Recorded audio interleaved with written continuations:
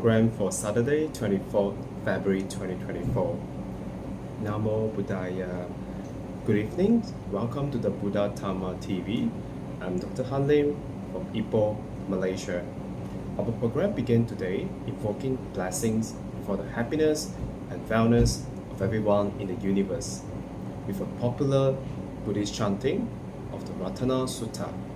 Here is a part 3 of the Ratana Sutta recited by the venerable monks from Sri Lanka.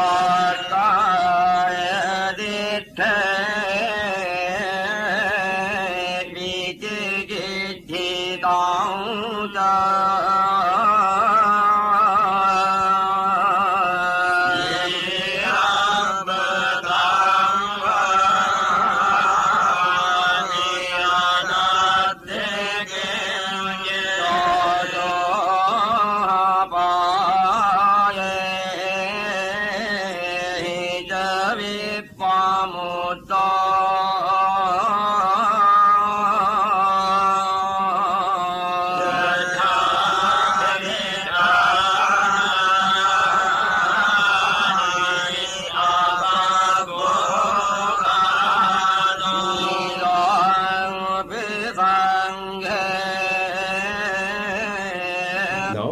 here is the most venerable Sabati Dhammika, an Australian Buddhist monk who talk about his long and somewhat hard path that he has traveled to become a Buddhist monk.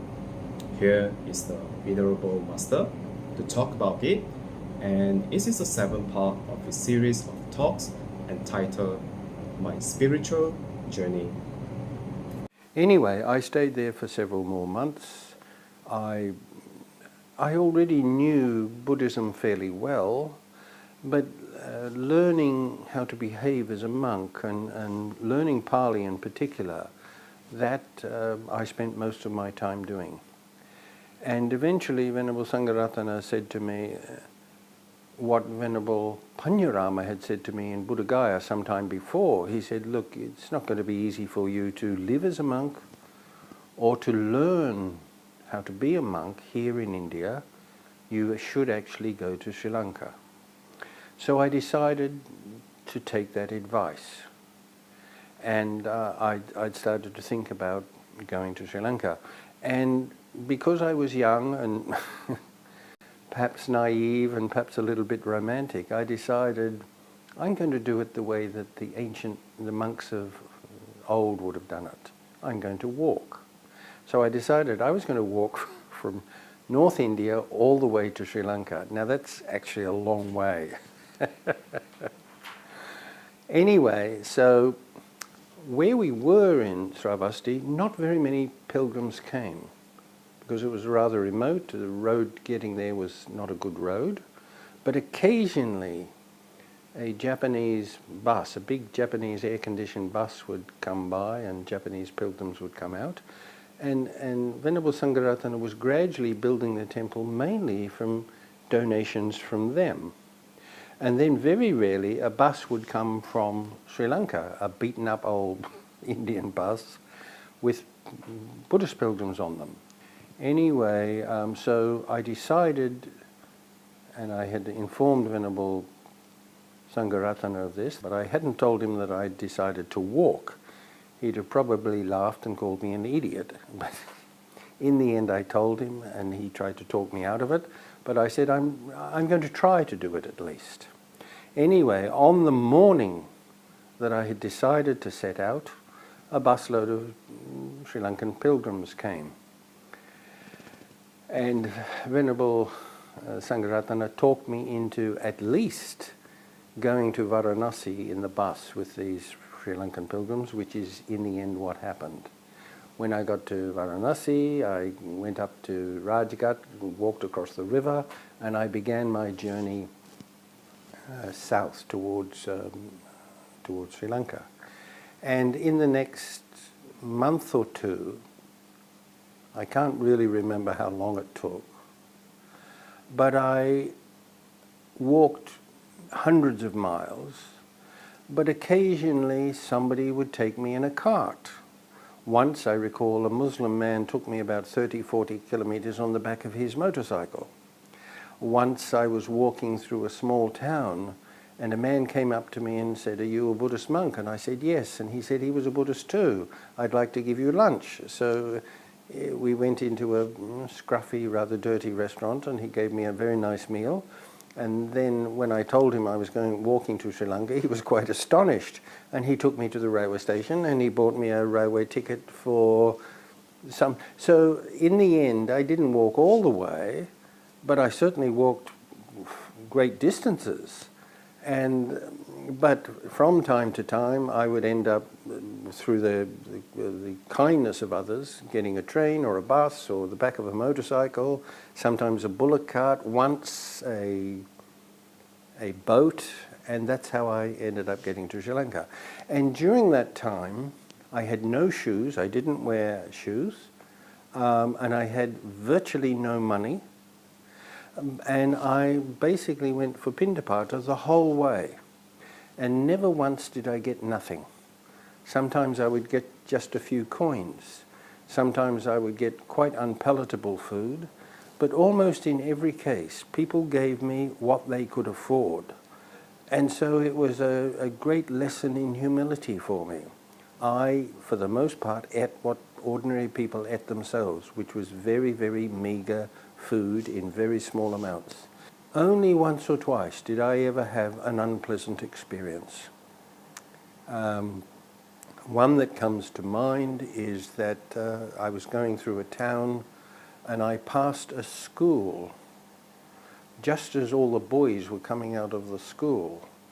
And when they saw me, they gave me a great deal of hassles. They pushed me and tried to knock the bowl out of my, laughing and mocking me and what have you. And it started to get rather potentially violent.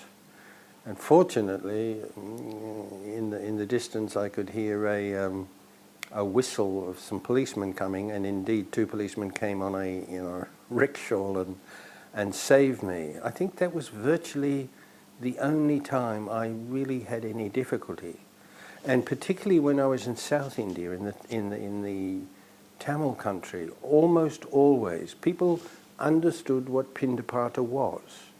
That they assumed, I imagine, that I was a Swami and that I was begging for alms, and they always gave me a banana or idli or something. I always had something. It wasn't the best food, and the other remarkable thing was I never got sick.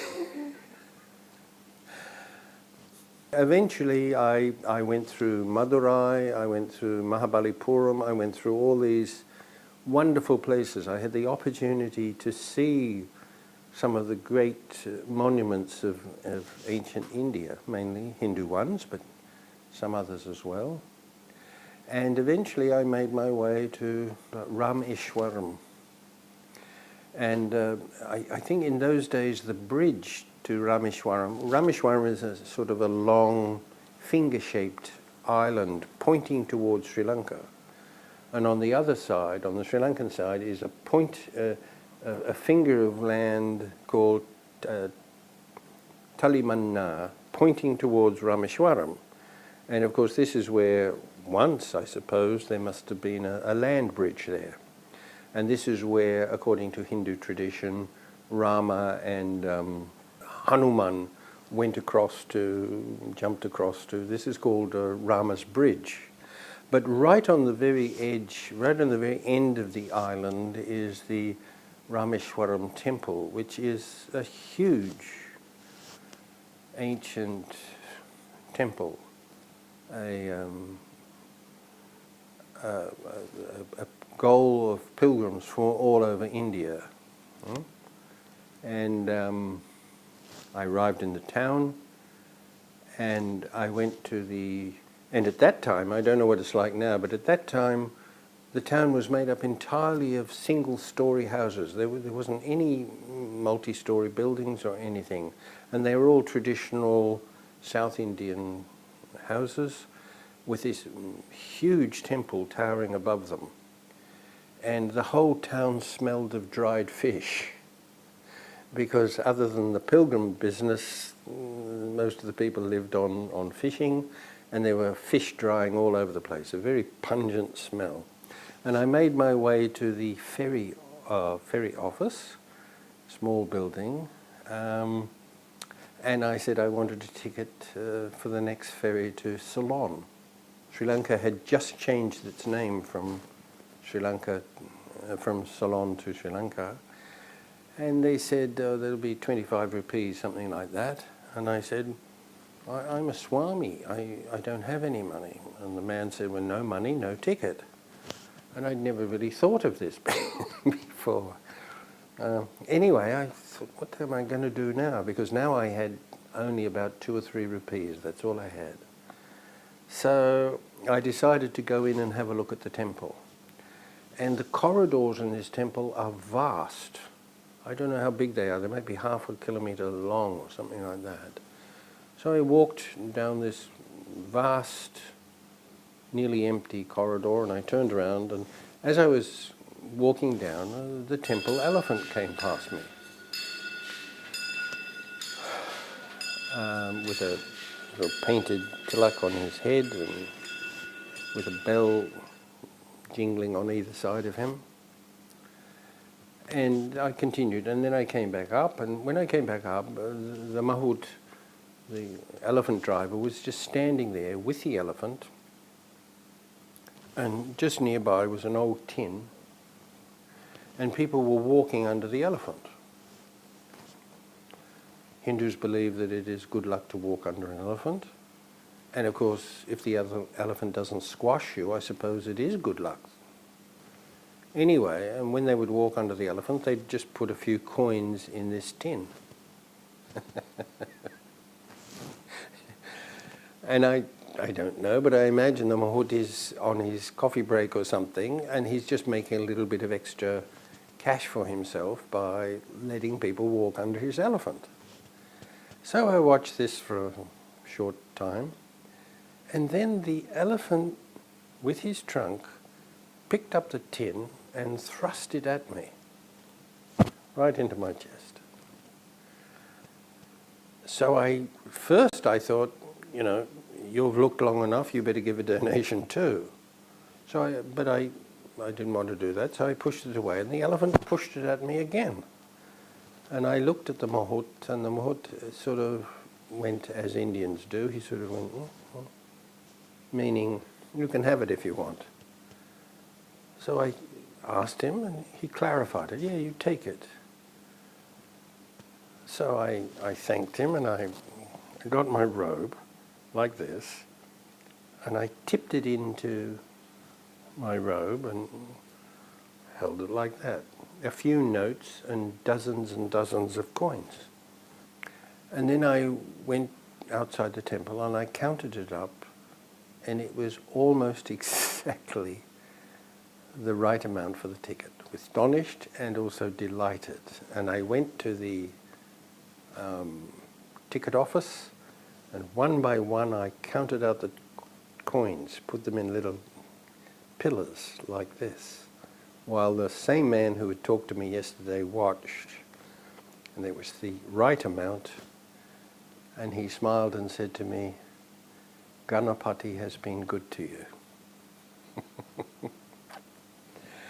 And consequently, the next day, I took the old ferry to Sri Lanka, and my new life as a Buddhist monk began in the home of Theravada Buddhism. Okay, now let's listen to a Dharma talk. This is a part 3 of the talk entitled Sequential Trainings. Here is the most venerable Dr. Bhikkhu Bodhi to deliver the part 3 of his talk.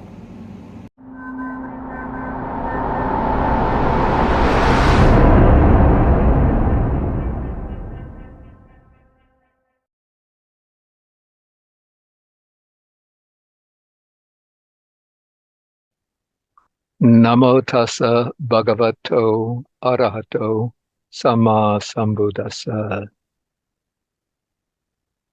Homage to the Blessed One, the Holy One, the fully enlightened one. Okay, we've been going through the sequential training as laid out in this sutta from the Majjhima Nikaya, number 27, the discourse on the elephant's footprint simile. Yeah, today we'll be coming to the end portion of the gradual training. But I just want to do first a quick overview of the material that we've already covered. Okay, so we went through the conditions for the sequential training, which is the appearance of a Buddha in the world and his teaching of the Dharma. And here the Buddha is going to show the monastic path. And so he takes a disciple who gains faith in the Buddha and then goes forth into homelessness. Having gone forth into the homeless life, the disciple now undertakes the principles of moral training laid out for the monastics. So here we have right action, right speech, and then the various minor ethical observances. And then we have a number of intermediate steps as preparations for the practice of meditation. So these include contentment, restraint of the sense faculties.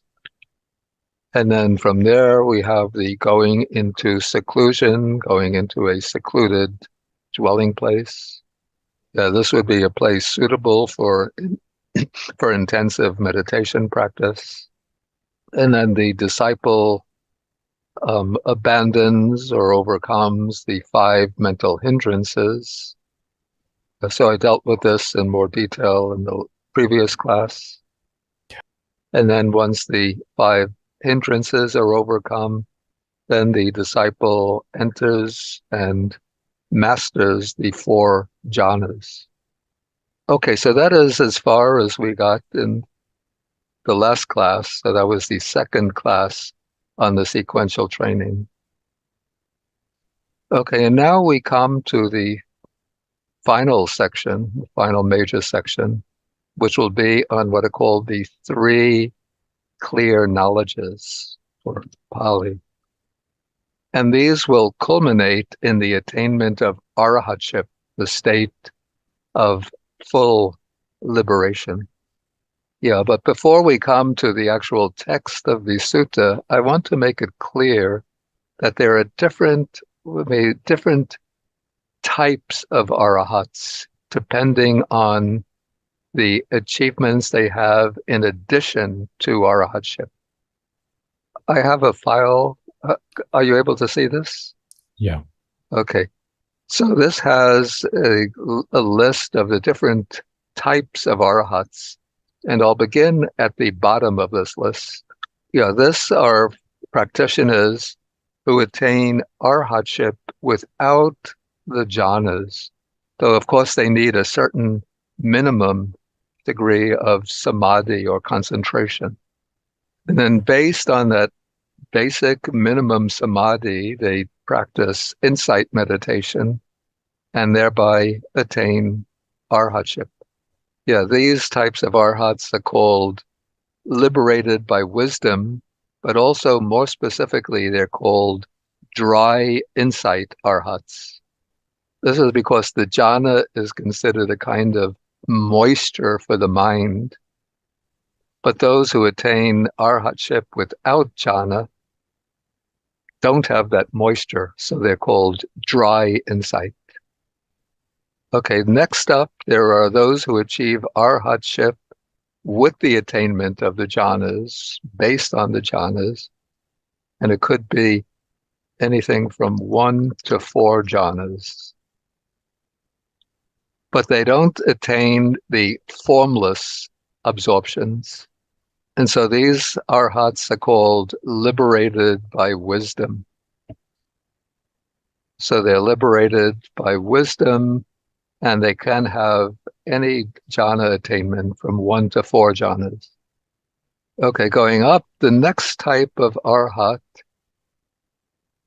attains the formless absorptions. These are like the base of boundless space, base of boundless consciousness, and so on. So this type of arhat is called both ways liberated, because they're liberated through the power of their samadhi and through the power of their wisdom. Okay, then there are arhats who acquire certain types of, maybe you call these supernormal powers.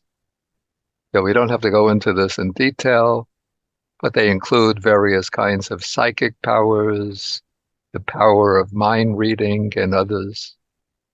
And then there are arhats who attain arhatship together with what are called these 3 clear knowledges. So in the Sutta on the Elephant's Footprint simile, the Buddha is going to describe the arhat or the practitioner who achieves arhatship with the 3 clear knowledges. And this is the process that the Buddha himself went through on the night of his enlightenment, as we can see in a number of suttas. For example, in the Majjhima Nikaya, Sutta number 4. So in the sutta, the Buddha says that in the first phase of the night, he attained his recollection of his own past lives.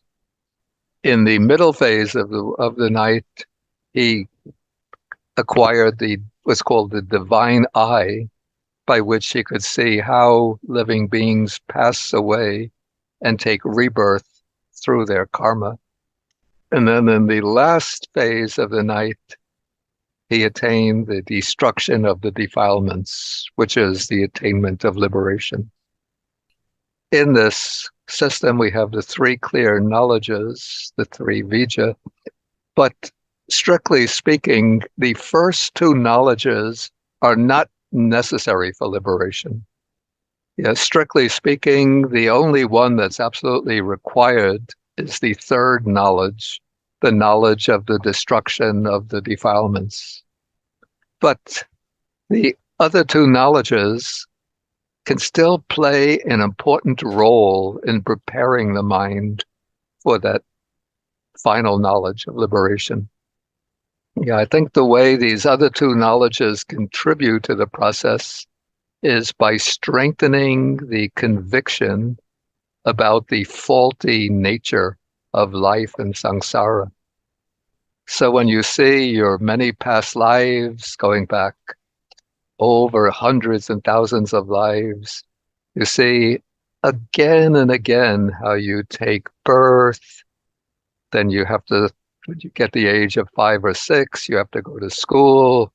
When you finish school, you maybe start a job, maybe you fall in love and get married, and you have children. And then at the end, you grow old, you fall sick, and you die. Like I myself, when I was a child, I was very short. And so when I went to school, then I was very often the victim of the bully, the class bully. So if somebody says to me, do you want to go back to school and start over in elementary school and have to face the bully again? I say no. And if somebody says to me, you're going to have to do that 100 times, 1,000 times, I think no. Of course, then when you get to be maybe a young man, young woman, you fall in love and everything is so beautiful and wonderful. But then there comes, I'm sorry, quarrels with your husband or wife. And then the children that you brought up don't really pay much attention to you. And then you do that over and over. Okay. So that's the first knowledge. And then with the second knowledge, this is the divine eye, you see other beings passing away, dying, and taking rebirth. And you see so many who might fall from the human realm or even the heavenly realms. You might see the very rich businessman or the powerful politician who has the whole country under his grip. He passes away and he's down in the hills. Or taking rebirth, he lifts up his head and goes, woof, woof. Yeah, reborn as a dog in the animal realm. Yeah, so the second knowledge gives one a sense of the dangers in samsara. Okay, so now let us look at the text of the sutta. Okay, so now the Buddha, he picks up and he says, when his concentrated mind is thus purified, bright, and so on, he directs it to knowledge of the recollection of past lives. So this is a mind that has been developed or purified in the fourth jhana. To gain this knowledge, the meditator has to come out from the jhana. But the mind is still very powerful, very bright. And then one turns the mind back to try to recollect one's past lives. And then the text says that one can recollect, remember one's many past lives, from one birth to two births, even up to hundreds of births, thousands of births. And then he says, even you can recollect many lives over past aeons. The aeon, or in Pali, the word is kappa, or Sanskrit kalpa. So this is the measurement of cosmic time in Indian thought. So this would be like probably like billions of years, many billions of years. And then as one recollects one's past lives, one is able to see some of the details, like one's name, one's clan, what one looked like, what kind of food one ate, one's experience of pleasure and pain, and how long you lived. Okay, so it said that in detail, one recollects one's many past lives. And as I said before, well, as you're recollecting these many past lives, you see how much, especially here, your experience of pleasure and pain. You can see how much, not only pleasure, but how much pain you had to undergo in these many past lives. And when you see all of this pleasure and pain, especially the pain, then it gives a sense of dissatisfaction with samsara, with the round of rebirth.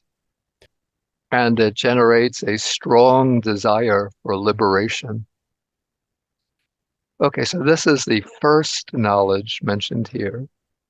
And now the second knowledge mentioned in the sutta is the knowledge of the passing away and rebirth of beings. This is other beings. Yeah, so again, this knowledge is based on the mastery over the fourth jhana. And so through practicing the fourth jhana over and over, one gains a power of samadhi, of deep concentration. And then the mind becomes the sutta uses this expression, malleable, wieldy, and steady. And so then one takes that concentrated mind and one directs it to knowledge of the passing away and rebirth of beings. And this kind of knowledge, or the faculty that can exercise this kind of knowledge, is called the divine eye. When you look in a work like the Visuddhimagga, this is a Pali Buddhist commentarial work, the path of purification, it gives actually detailed instructions on how to develop the divine eye. Yeah, if I remember what the Visuddhimagga says is that one develops the jhana on the basis of what is called the perception of light. And so one gains first an inward perception of very bright, radiant light. And then after you master that inward vision of light, you can then send the light outward into the world. And that light will illuminate, will light up other realms of existence. So you could see the many different realms of existence. So that inner vision, that is called the divine eye. And then with that divine eye, one can then see how other living beings pass away and take rebirth elsewhere.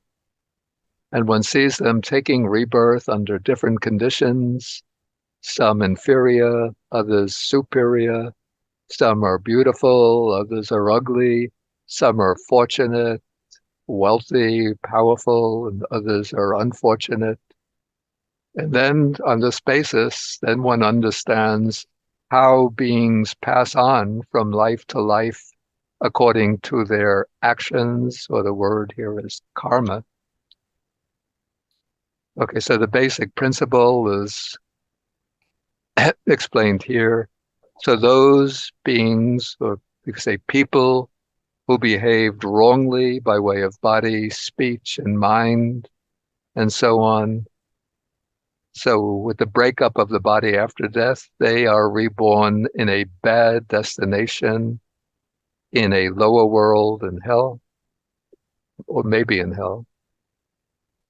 While those who behave well or rightly by way of their bodily actions, speech, and thoughts, who hold right views and who act on the basis of right views, after death, they get reborn in a good destination. Okay, so this passage describes the workings of karma. And to understand it, we need a little bit of background in the Buddhist view of the universe. And so, according to the early Buddhist teaching, there are 5 realms of existence. So 3 are considered bad destinations. These are the realms of misery. We have the hells, the realm of the ghosts, and the animal realm. And then 2 are considered good destinations. These are realms of relative happiness.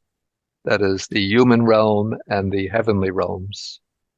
And then what governs the process of rebirth is our karma, so that bad karma, well, let's say bad conduct, bad actions creates bad karma, leading to a rebirth in the lower realms. Well, good conduct, good activities creates good karma, leading to rebirth in the good destinations. So that is the second of the 3 higher knowledges. Okay, but rebirth, according to the Buddhist teaching, rebirth into all of these realms is impermanent. Well, we say life in all these realms is impermanent and therefore ultimately unsatisfactory.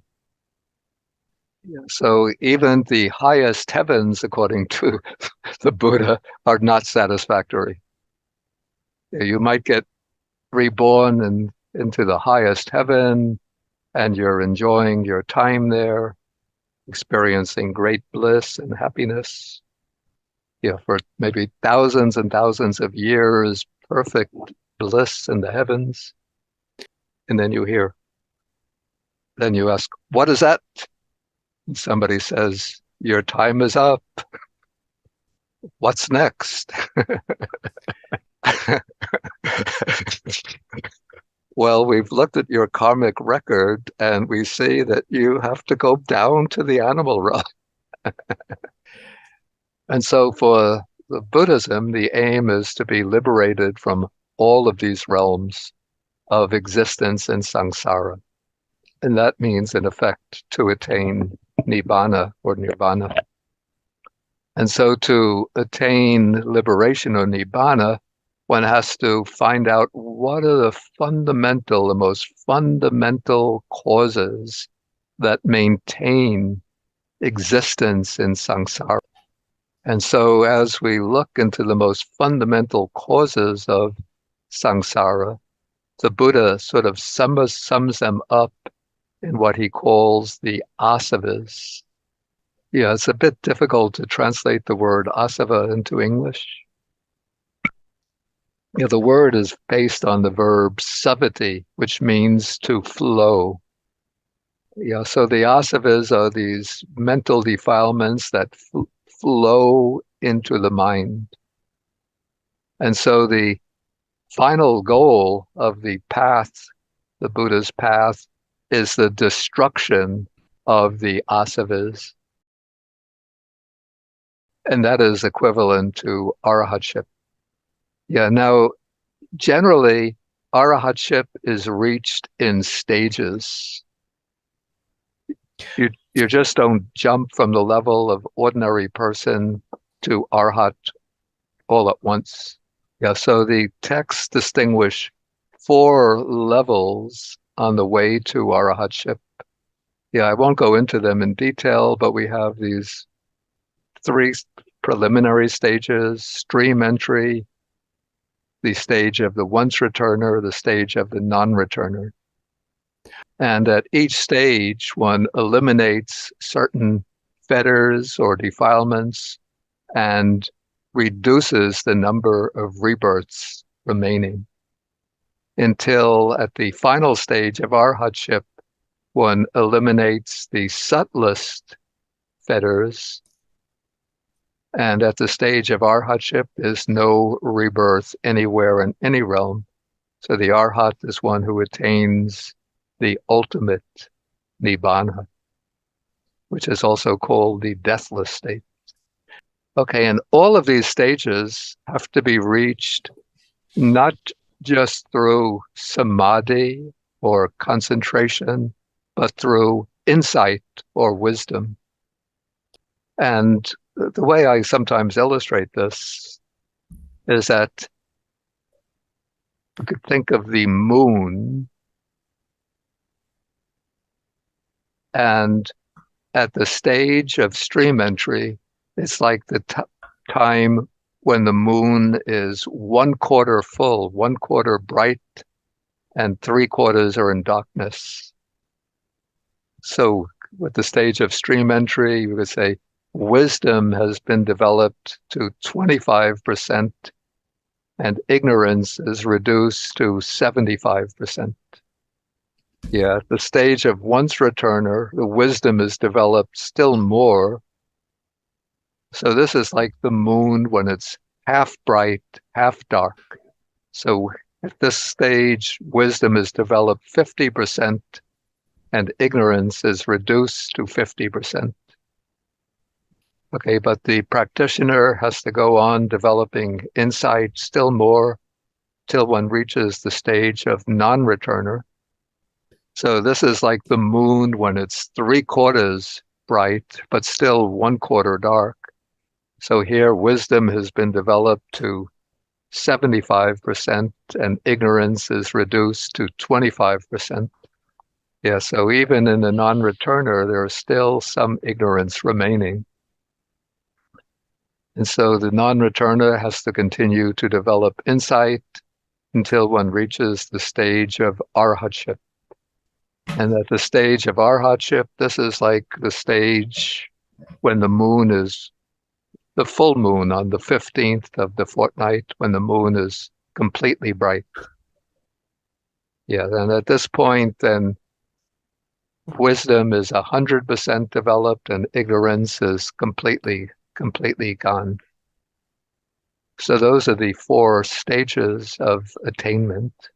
Okay, now in the discourse on the elephant's footprint, the Buddha doesn't divide the attainment into these different stages. I think this is because he wants just to show the final stage of realization. And so he's combined them all or joined them all together into just to one passage. Okay, and then in the text, he shows what is the actual knowledge that brings about the destruction of the asavas, of the taints. And he states the kind of knowledge very concisely as the direct understanding of the 4 noble truths. So one has to understand first the noble truth of suffering or dukkha, its origin or the cause of suffering, the cessation of suffering, and the path to the cessation of suffering. Okay, but then we have the formula for the 4 noble truths repeated a second time, but now the subject is not dukkha or suffering, but the subject are the taints or the asavas themselves. Yeah, this is my own interpretation why the suttas state the 4 noble truths in 2 ways, by way of suffering and by way of the asavas. Yeah, in my understanding, the statement of the 4 noble truths by way of suffering is intended to show the 3 lower stages of realization. That is stream entry, once returner, non-returner. Whereas the second statement, by way of the asavas, this is intended to show the knowledge bringing the fourth stage of realization, the stage of arhatship. Okay, so this passage here shows the knowledge, the type of, it's a direct knowledge, not just intellectual knowledge. It shows the kind of knowledge that brings the liberation of the mind. But then the next section shows the actual liberation of the mind. Okay, so now as the disciple is knowing and seeing the Four Noble Truths, seeing them at ever deeper levels, then the mind is liberated from the asavas. So you could see from the text that there are three asavas. The asava of sensual craving, the asava of craving for existence, and the asava of ignorance. Okay, so as one is knowing and seeing the Four Noble Truths, then the mind is liberated from each of these asavas, from this craving for sensual pleasures, craving for repeated existence, and from ignorance. Okay, so this section, number 26, describes the event of liberation.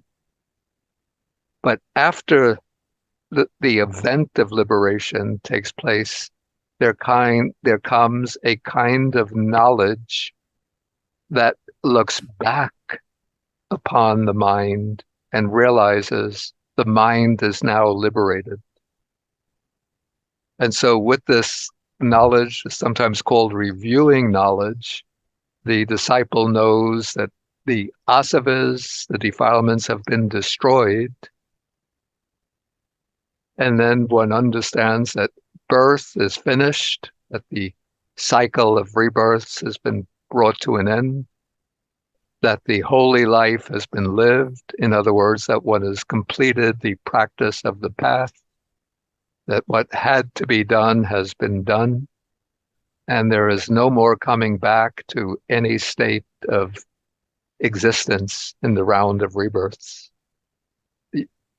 Using the analogy or the simile of the elephant's footprint, the Buddha says that at this point, the simile of the elephant's footprint has been completed in detail. Okay, and then just at the end of the sutta, then the Brahmin Janusoni expresses his delight to the Buddha and says, "Magnificent Master Gautama, magnificent Master Gautama." And then he goes for refuge to the Buddha, the Dhamma, and the Sangha. And then he declares himself a lay follower for the rest of his life. Okay, so that will conclude our presentation of the sequential training, and we have some time for questions. Talking about the first knowledge, is it clear how exactly the person sees his previous lives, as a bystander or experiencing it personally, as in a present, as if in a present moment? Does it also apply to the moments in the womb and early childhood and so on? Yeah, there's actually a simile that occurs in some other suttas to illustrate each of the three higher knowledges. And so for the knowledge of recollection of past lives, the Buddha gives a simile of a man who might go from his own village to another village, and then goes to still another village. And then after he returns to his own village, he can recollect the different villages that he passed through on his travels.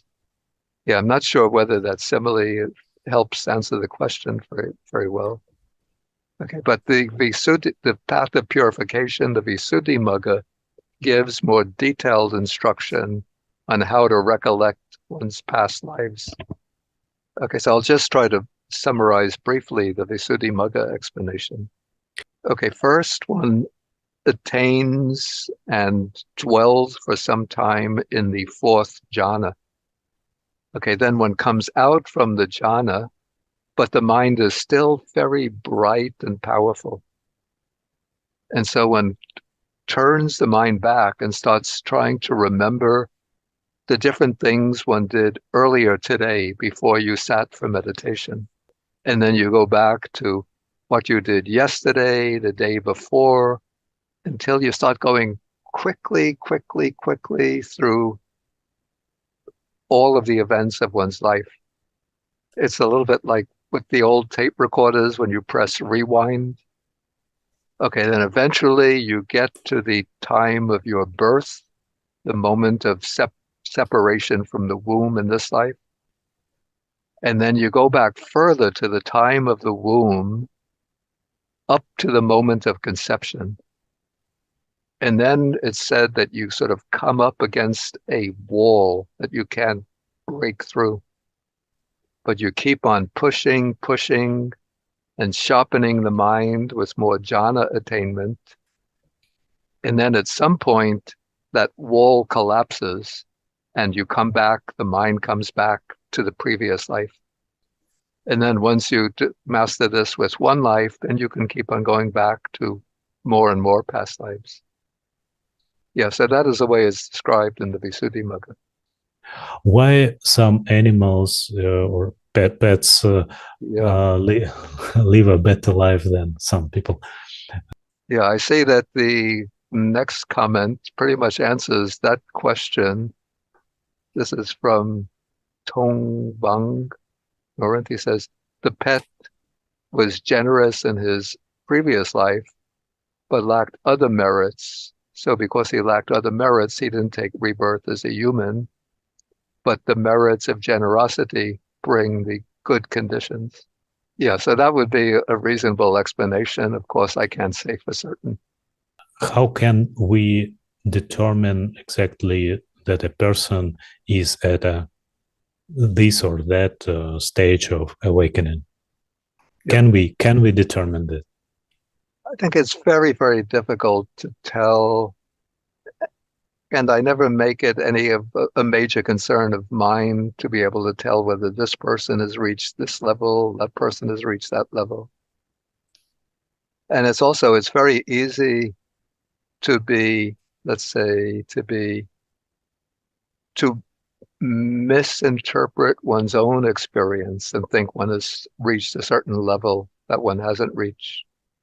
So I always say that one has to just keep on watching one's own mind, not watching other people, and watch one's own mind for manifestations of greed, ill will, and delusion, and then make efforts to reduce them and overcome them.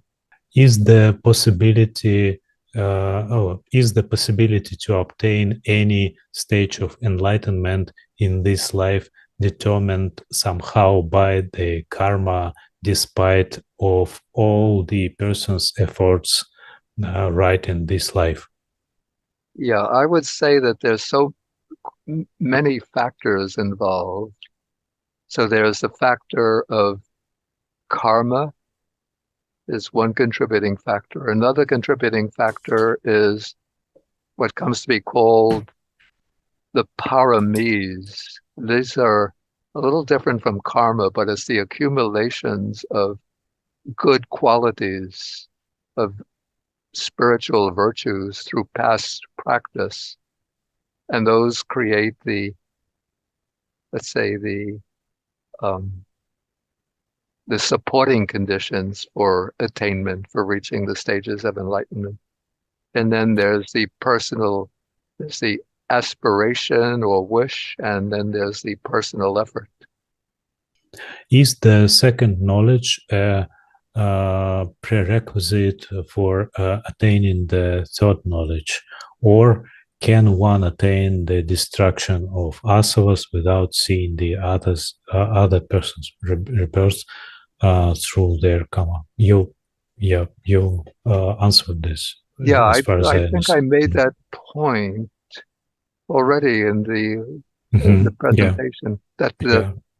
two preliminary knowledges are not absolutely essential for the attainment of the third knowledge. Mhm, It's mhm. just that here in this sutta, the Buddha is wants to give a very full presentation of the path. And so he's including those knowledges, which are, in a way, the same knowledges that he himself attained. Suppose a person has already become a stream enterer in a Yeah, past life, yeah, or the one before last, and before past, and in this life he or she practices the dhamma. yeah. Will he or she again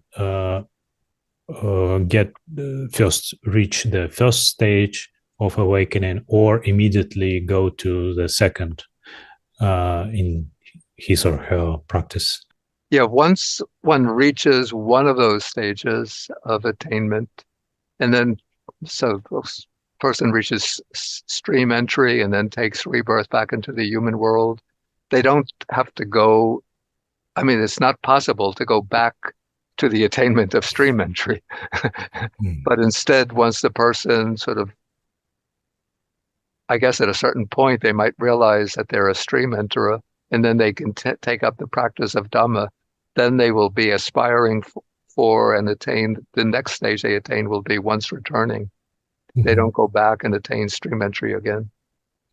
The four jhanas are right immersion, uh, which is a part of the Eightfold Noble Path, which is the part of enlightenment. So, Yeah. how could some be an arahant without attaining those four?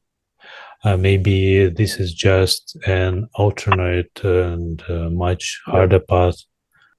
Okay, so in several suttas which give definitions of the 8 path factors, right immersion, I don't know that word, but what we know are right concentration, Mhm, samadhi, mhm, is defined as the 4 jhanas. And so if one sort of holds very tightly to the wording of the text, you would say, you see, the four the four jhanas are part of the Noble Eightfold Path, so you can't reach any attainment without the 4 jhanas. But we find other suttas in which a monk comes to the Buddha and asks for advice, and the Buddha gives an explanation or gives the instruction entirely in terms of insight practice without mentioning the attainment of the jhanas. mhm. And then the sutta says that then that monk, after receiving those instructions from the Buddha, went off to practice and attained arhatship. And so it seems that suttas like that are the basis for the idea that comes in the commentaries of the dry insight arhat, one who attains arhatship just through the power of wisdom without jhana. And then the Satipatthana Sutta also doesn't mention the attainment of jhanas, but it says that one who practices according to the 4 foundations of mindfulness can attain arhatship in this very life.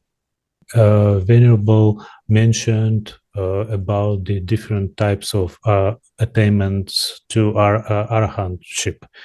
Could Venerable provide guidance on where I might find these in the suttas?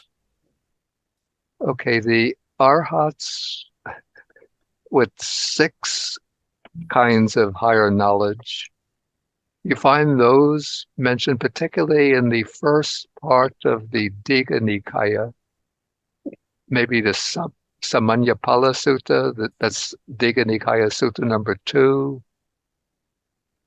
You'll find them elaborated. And then there are several suttas in the Digha Nikaya, in the Majjhima Nikaya, which speak about the arhat with 6 higher knowledges. And then also in the Digha Nikaya, the long discourses, Sutta number 15. And then as I mentioned, the dry insight arhat is not explicitly mentioned in the suttas, but there are some suttas which suggest the idea of the dry insight arhat. Yeah, the dry insight arhat is mentioned explicitly in works like the Sutti Magga and in the Pali commentaries.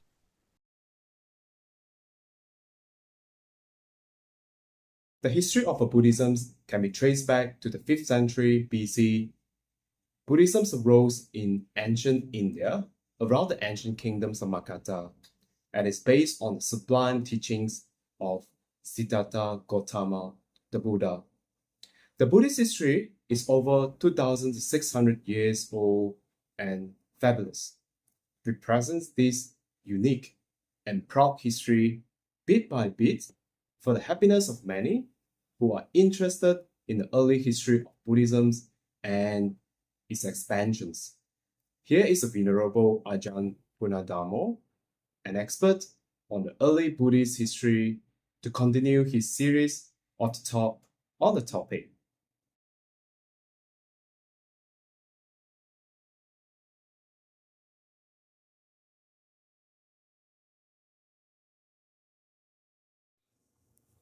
Namo tassa bhagavato arahato samma sambuddhassa. Namo tassa bhagavato arahato samma sambuddhassa. Namo tassa bhagavato arahato samma sambuddhassa.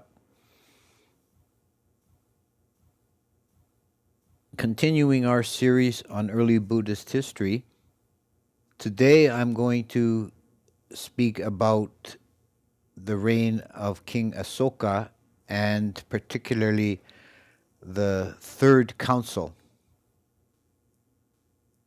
So this is a very important episode in the history of Buddhism. King Asoka was a very important figure. Unfortunately, we don't have good, unimpeachable sources on the life of King Asoka. There are three main sources, and they don't agree with each other very much. We have, first of all, the edicts of King Asoka that he had carved into rocks and pillars all over India, which announce some of his policies and his ideas to the general public. It was kind of the Twitter of the day. And we have the Sri Lankan chronicles, and particularly the Mahavamsa, written in Pali in Sri Lanka several centuries later. And the main interest in the Mahavamsa is the origin and spread of Theravada Buddhism on that island. But in that regard, it necessarily includes some account of King Asoka and the Third Council, which is quite critical, formative episode in that history. The third major source is a text written in Sanskrit called the Asoka Vedana, and it's probably, although we're not certain of this, it's probably a text of the Sarvastivadins, and that has a very colorful account of King Asoka's life and career. Besides these, there are numerous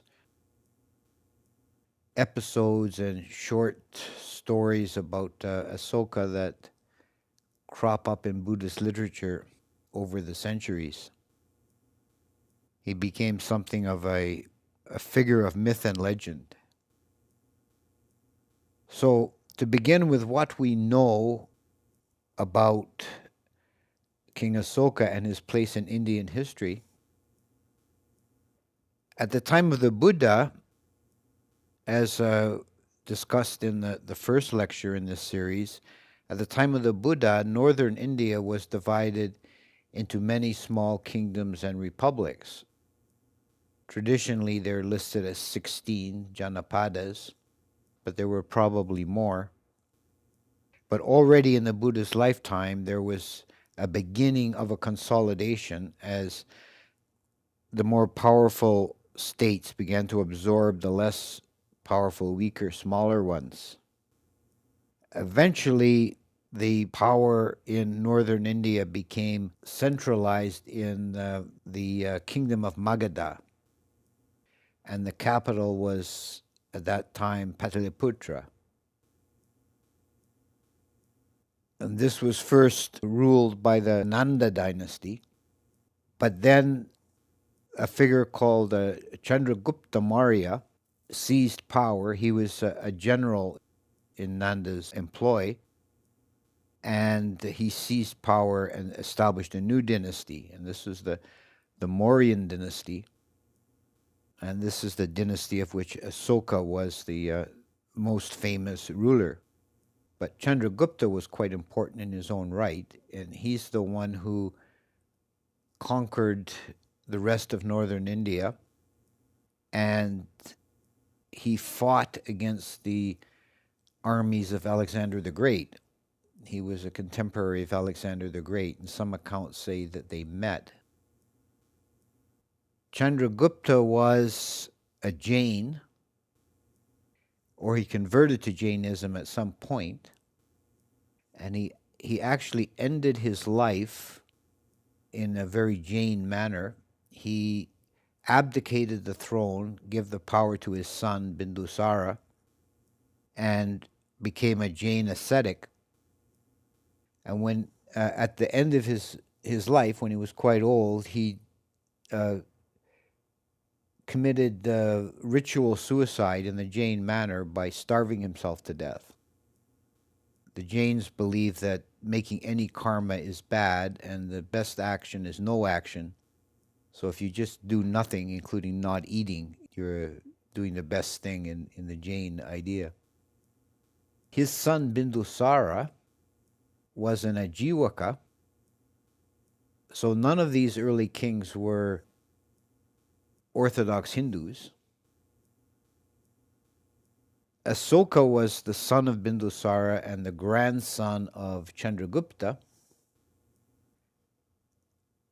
and as we know, and it's very important for our history, he, at some point during his reign, he converted to Buddhism.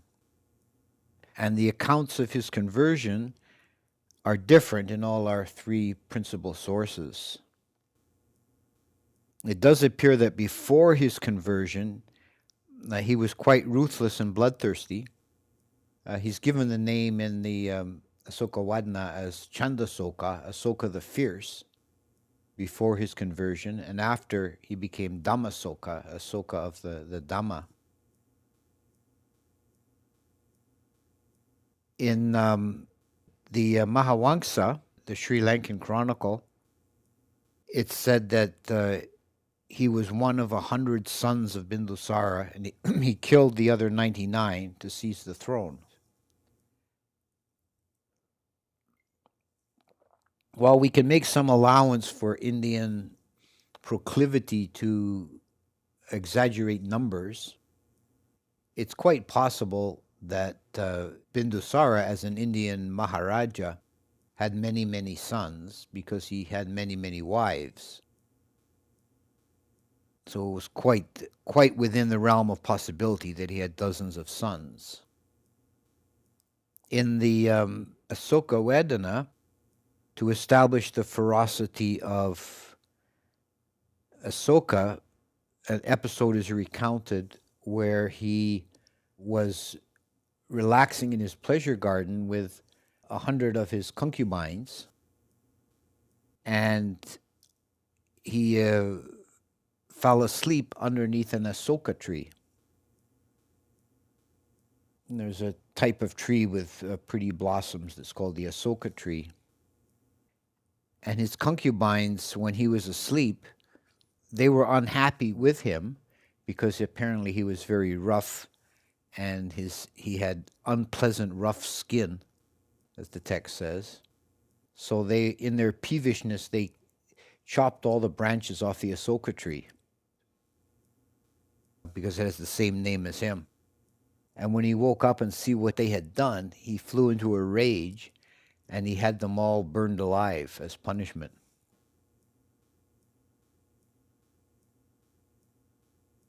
He also, from the same source,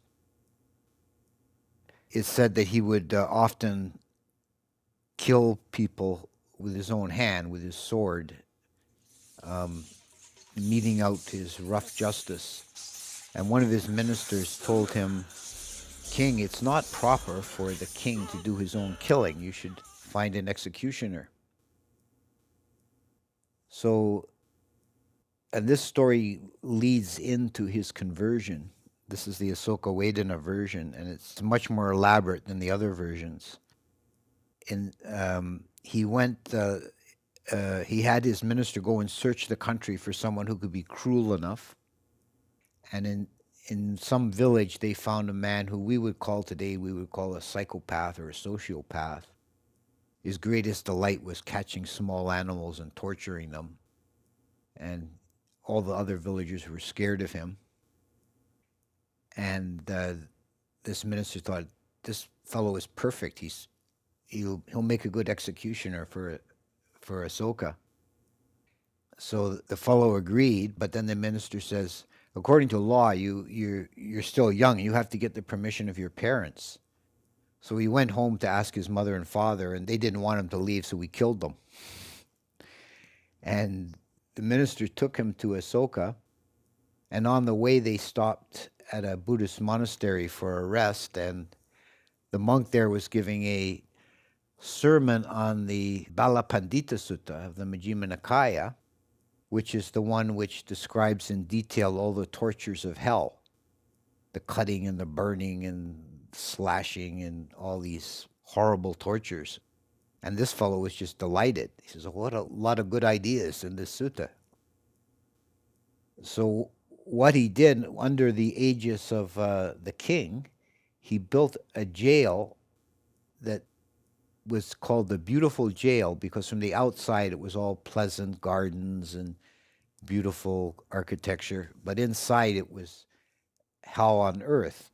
Literally, he copied everything he could from the Buddhist hells, boiling copper kettles and swords and nails and every kind of torture possible. And he had the agreement of King Asoka that the rule would be anyone who enters that jail cannot come out again. So many people were tortured to death in that jail. But there was a novice monk, a samanera, who in the Asoka Vedana is named as Samudra, who was already an arahant. And he was wandering on his alms round, and he went up to this jail, the beautiful outside. He didn't know what it was, and he walked inside. And so this fellow says, "Okay, you're caught now. You're going to suffer the tortures of hell." And he put him in the cauldron of boiling oil, but it didn't burn him. It was just like cool water. So the jailer was alarmed. He didn't know what to make of this. So he sent for the king. And the king, Asoka, came to inquire what's going on here. And the novice levitated up into the air and preached a sermon on the Dhamma. And the king was then turned in the heart and realized he'd been doing wrong, and he had to have more compassion for sentient beings, and became a follower of the Buddha. And the novice, with his powers, he was able to just leave. He just flew out the door. And the king went to leave, But the jailer says, Your Majesty, I hate to tell you this, but the rule here is no one leaves. And the king said, Well, who came into this jail first, you or me? And the guy, well, I was here first. I built the place. So, okay, well, you stay here. And Ahsoka had him put to death and he tore the jail down. So that's a very elaborate and colorful story of Ahsoka's conversion. And the whole Ahsoka Waden is like that. It's full of these miraculous events and elaborate stories. In the Mahawangsa, it's much simpler. It also involves an enlightened novice, here named Nagroda, and we find this between these two texts, that there's often parallel stories, but the characters have different names. And the novice Nagroda came to the king's palace. The king saw him outside and was impressed by his demeanor and asked him to come in. And he told the novice, Please, sir, take the most suitable seat. And the novice looked around the hall and thought the most suitable seat for himself was the king's throne. And he sat on the king's throne. And the boldness of that impressed King Ahsoka. And King Ahsoka bowed to the novice, and the novice taught him the Dhamma, and he became converted. This is symbolic of the rule in Buddhist countries is that even the king bows to the monks. This is still done today in Thailand. The king will bow to bhikkhus.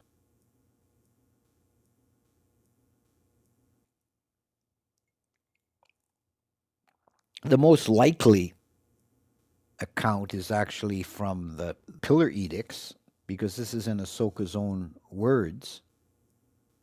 The empire he inherited from his father Bindusara covered most of India, in fact, most of the subcontinent, the greater India. So it would include, in today's geography, it would include Pakistan, probably most of Afghanistan, Bangladesh, the whole subcontinental region was a huge empire, but they hadn't yet conquered the south, the very southern part of India.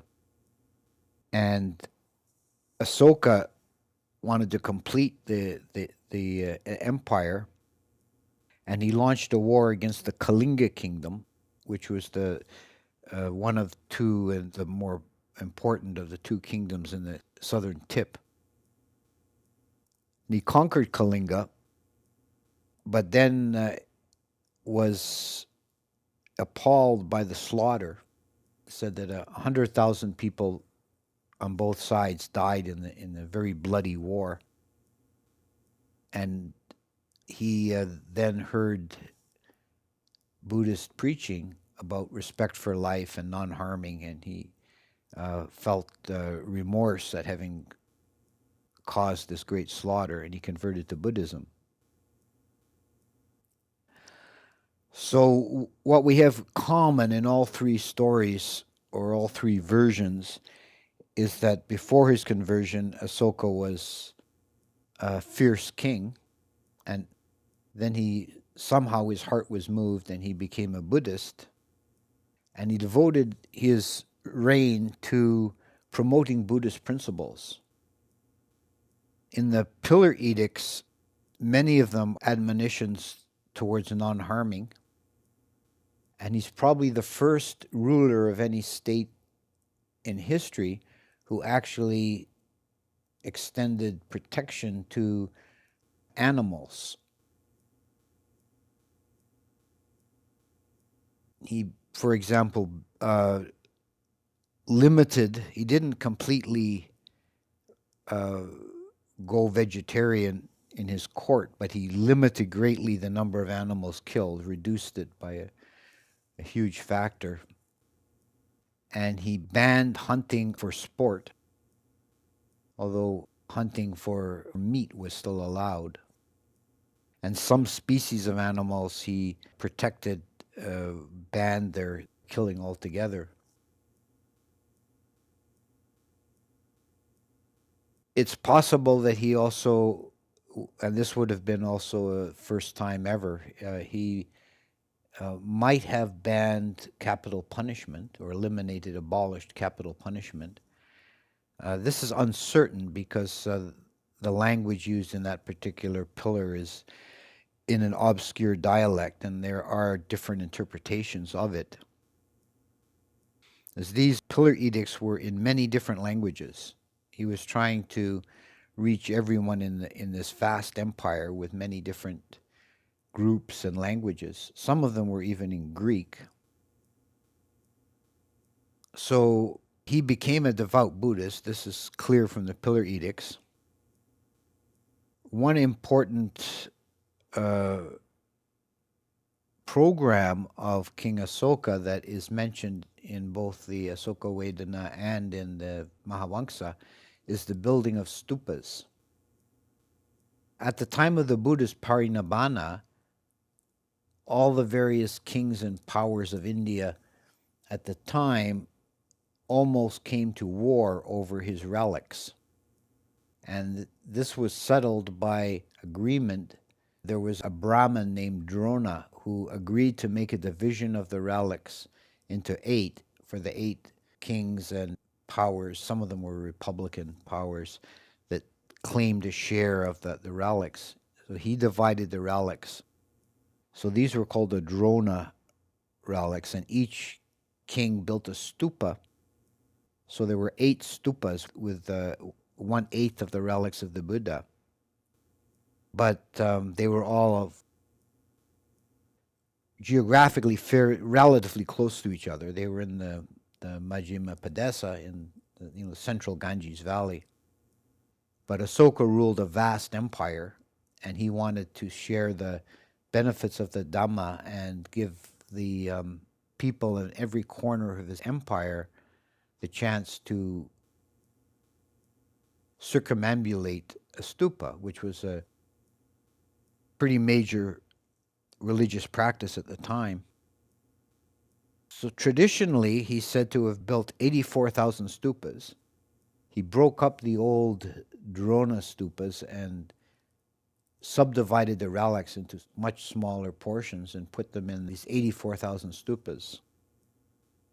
We have to be a bit suspicious of the number 84,000. It's a number that occurs often in ancient Indian texts, meaning a large number.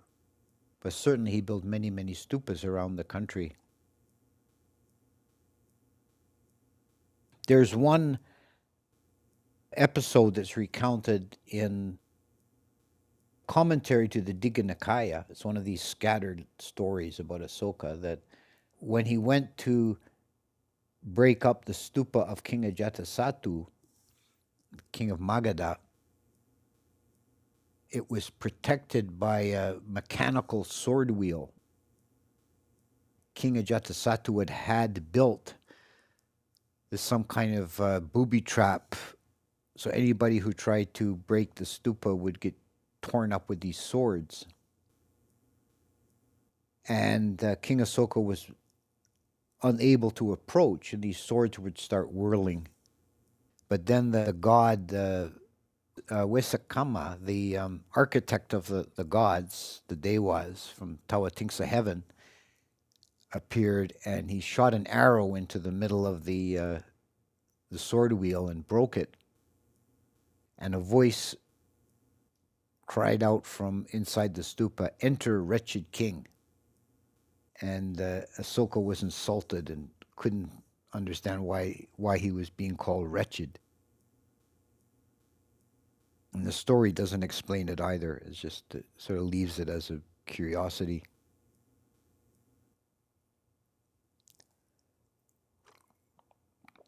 Could be another reference to something a little bit unpleasant about Asoka. We have the Asoka Vedana and that story about the concubines not liking him because he had rough skin. And there's an origin for that is given as quite a charming story in its own way, that in a previous life, at the time of the Buddha was on alms round in Rajagaha, and there was a young boy playing in the mud, making mud pies. And when the Buddha came down the street with Ananda, this boy was overcome with faith in the Buddha, and he wanted to make an offering, but he was just a poor street child. He had nothing to give. So he made a little ball of mud and put it in the Buddha's bowl. And Ananda was upset by this. Oh, you're putting mud in the Buddha's bowl. And the Buddha, say not so, Ananda, say not so. That handful of mud will become the whole of Jambudipa, the whole of India or the whole world. So it said that because he gave this offering to the Buddha, then he became the emperor of India. But because he put something foul in the Buddha's bowl, he was born with rough skin. So it's an act of mixed karma.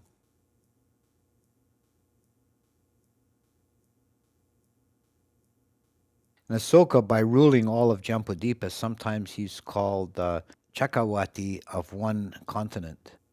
Chakravarti is a world ruler who rules all 4 continents. One of them is Jambudipa, which is roughly equivalent to India. So this would give him not only a royal status, but a kind of mythical or cosmological status.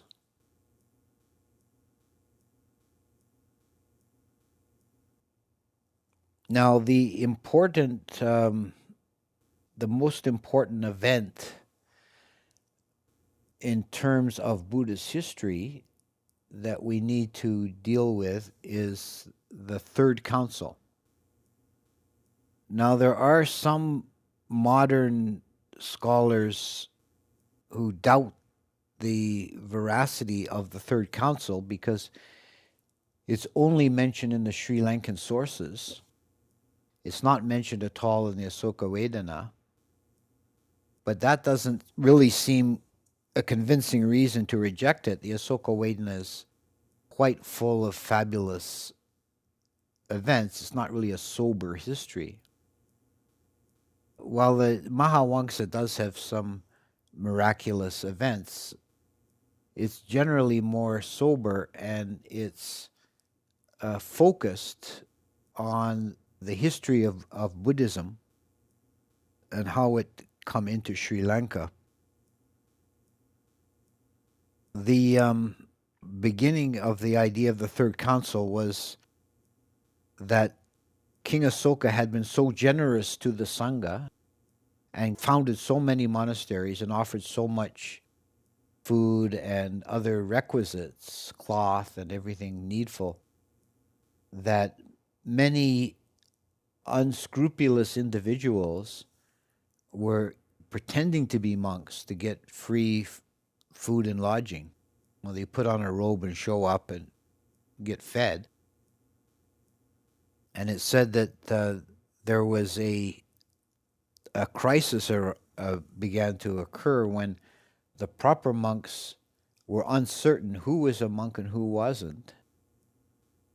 And it's part of the Vinaya that if the monks hold a Sangha Kama, like a Patimokkha or an Upasampada ceremony, and there are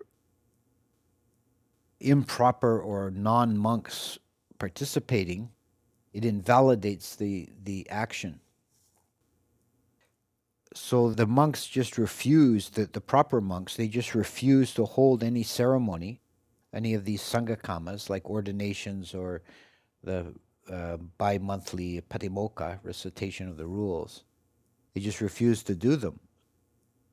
And it said that 7 years went by with no Sangha Kama being performed. So this was a crisis in the Sangha. And the story in the Dipavamsa then has an incident where Asoka tried, his first attempt to solve the crisis was he sent a minister to one of the big chief monasteries and told them to order the monks to hold an Uposatha ceremony, and the monks refused. So this minister, not sure what to do, in his kind of rough-handed way, he started just killing monks. He started slicing their heads off with a sword, and he killed a few that way. And the king's younger brother, Tissa, was one of the monks there, and he saw what was happening, and he ran to the front of the line and sat down to be the next one to get his head chopped off, which stopped the minister, because the minister knew who he was, so it stopped the minister. He wouldn't do it.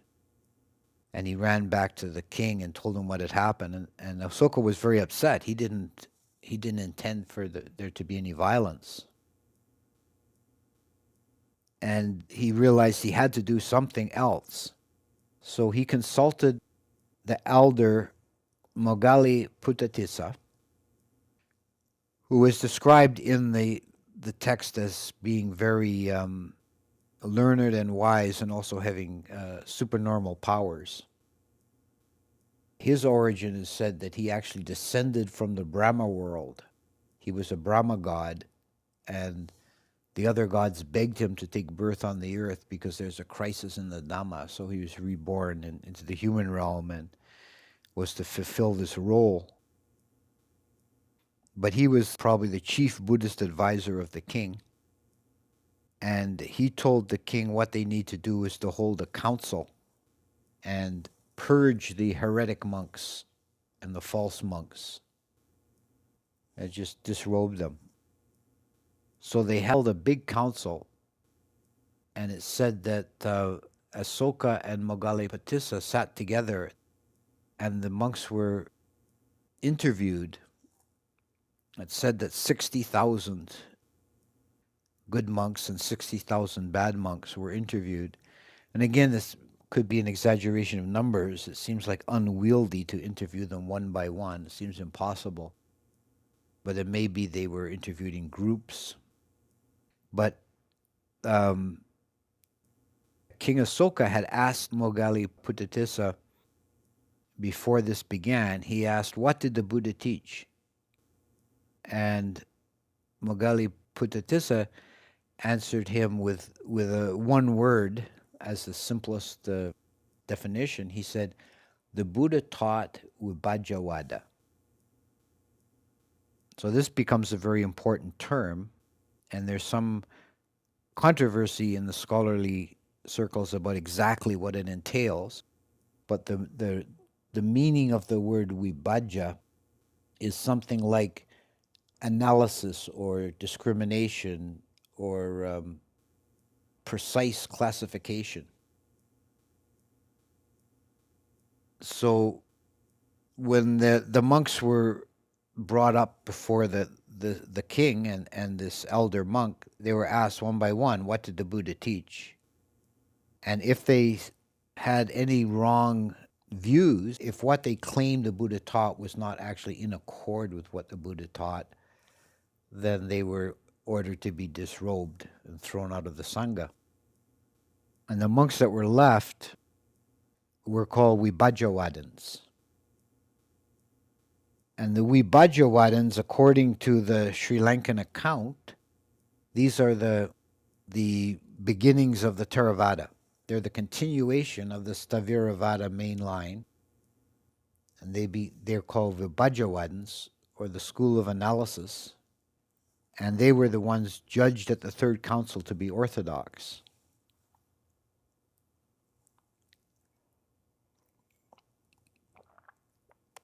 It's also thought by many of the scholars who've looked at this period that whether it happened at the Third Council or not, this is roughly the time when there was the split between the Vibhajavadins and the Sarvastavadins. The Sthaviravada route split into these two branches at that time. And it may be that the largest group that was excluded from the Orthodox Sangha at the time were Sarvastavadins. And this makes some sense doctrinally because of the Sarvastavadan view that past, present, and future are all the same, they all exist, whereas the orthodox opinion was no, we have to discriminate between past, present, and future. So Vibhajyavada. We have to make the distinction between past, present, and future. They're not the same. So Vibhajyavada sounds like the name was specifically chosen to distinguish themselves from the Sarvastivadins, the all-exist school. So going forward from that time, we have these two main branches of the old Staviravada, the Vibhajyavadins and the Sarvastivadins. And according to the Sri Lankan account, at least, the Vibhajyavadins were the ones who were judged orthodox by King Asoka in the Third Council.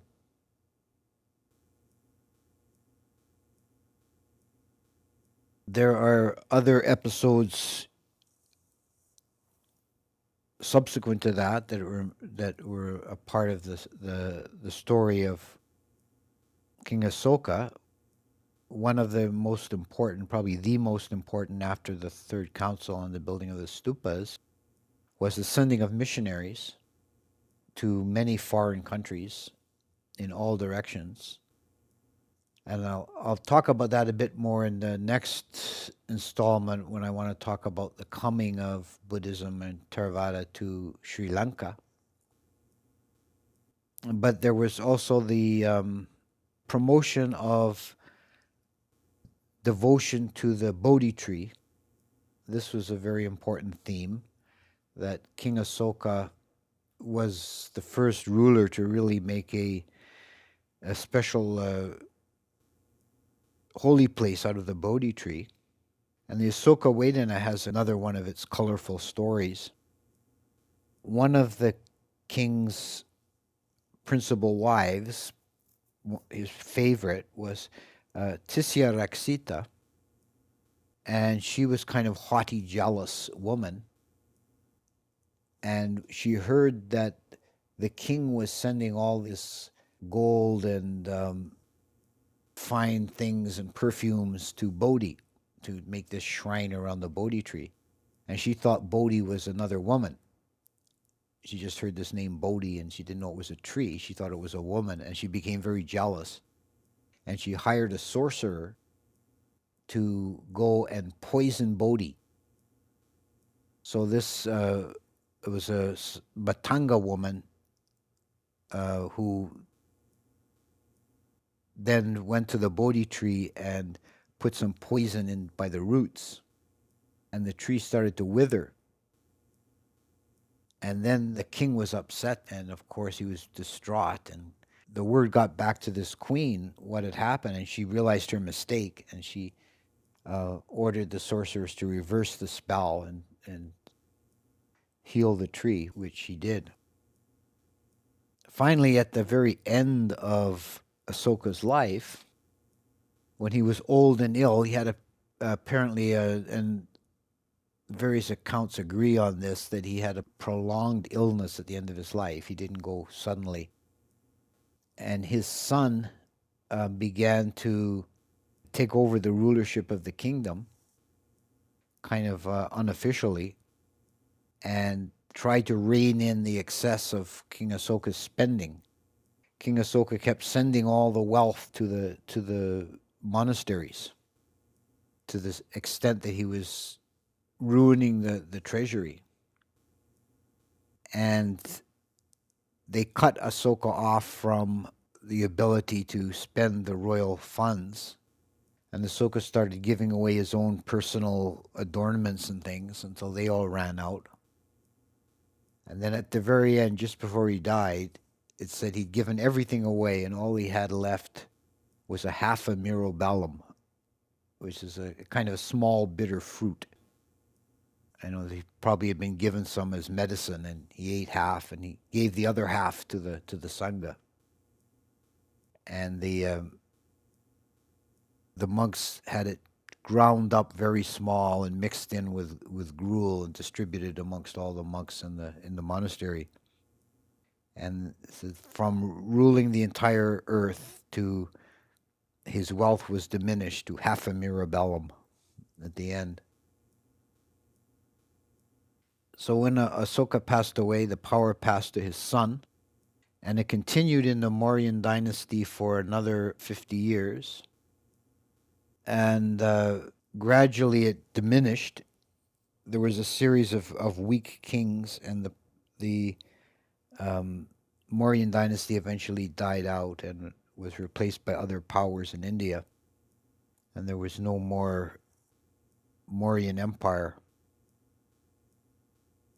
But that was definitely King Asoka's reign was definitely the high point of Buddhist India, when Buddhism was the official state religion of India. And when it began to spread in a major way outside of India, with the missionaries that he sent in all directions, including to the Greek kingdoms in the west, the Mauryans, beginning with Chandragupta, the Mauryans always had relations, diplomatic relations with the Greeks. So they had Greek kingdoms established fairly close nearby after the conquests of Alexander. So these two civilizations were in intercourse, sometimes friendly trade and diplomacy, and sometimes war, but they were definitely interacting with each other from the time of Chandragupta onward. And we do start to see some Indian influence in the Greek world after this time.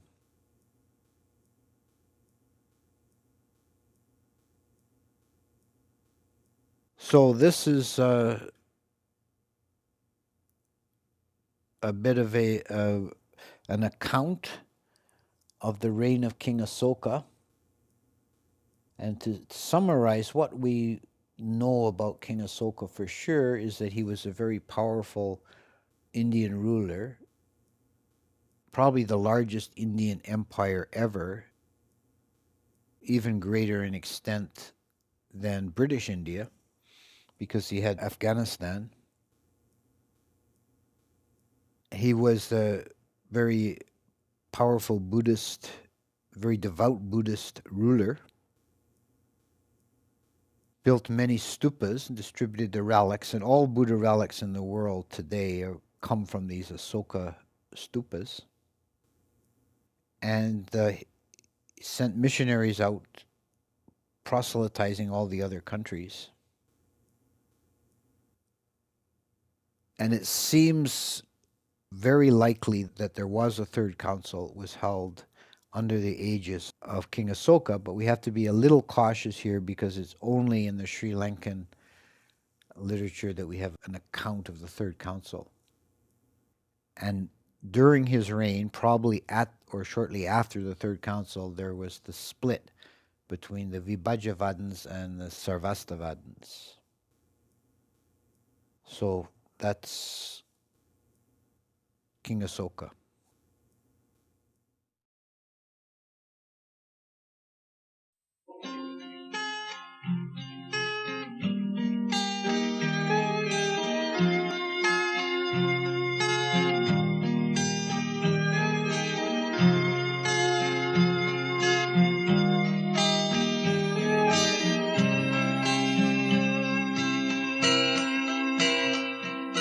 It's by far the hardest night when darkness seems to fall. When light of truth is lighting up, it will shine for all.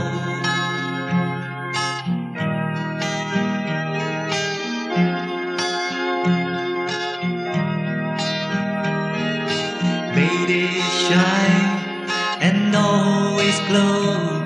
The Dharma's light will show. It's part of truth to everyone. For those who do not know.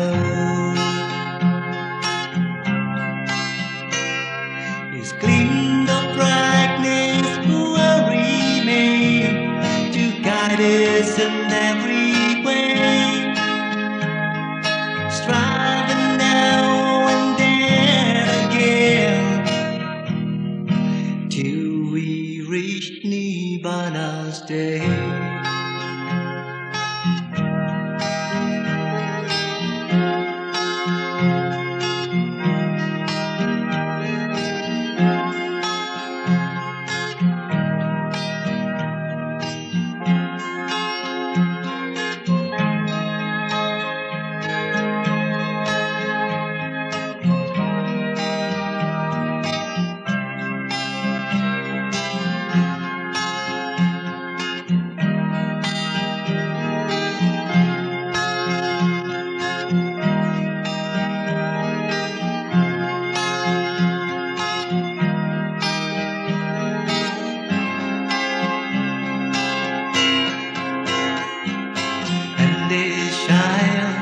And always glow, the Dharma's light will show. It's part of truth to everyone, for those who do not know. Its gleam of brightness will remain to guide us in every way, striving now and then again till we reach Nibbana's day.